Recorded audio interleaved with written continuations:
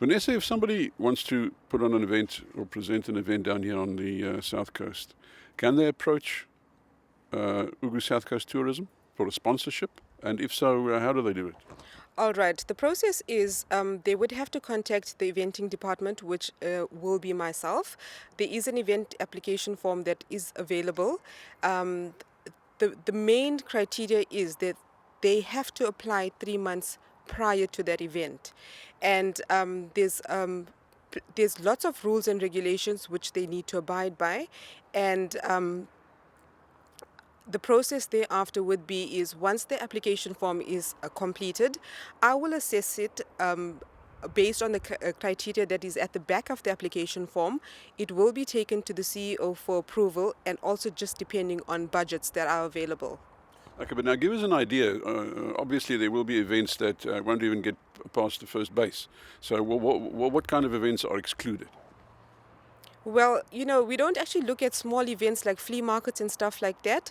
We look at the bigger events that actually bring people into the area, events that will actually benefit tourism, and that will boost the economy down here. Okay, now any other criteria that you can mention, to make it easier for somebody who wants to apply? We would just like to also remind event organizers to bear in mind when they do make application to South Coast Tourism. Uh, we actually don't entertain the double dipping process. And when I say double dipping process, if they have made application to any other government entity, we will not be able to fund that event. If for example, the event had received funding from the Ugu District Municipality or Vulumehlo or Hibiscus Coast Municipality, and then still come back to South Coast Tourism for funding, that's basically called double dipping. Vanessa, and do you have a time period that you finance events for? Yes, we actually do, and the time frame or the period is actually 3 years.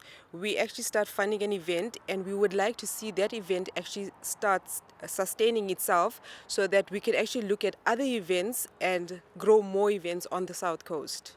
Okay, but now an obvious question is, how do you decide on the amount? I mean, does it depend on the size of the event, or how do you determine that? It depends on the size of the event and also with budgets that are available.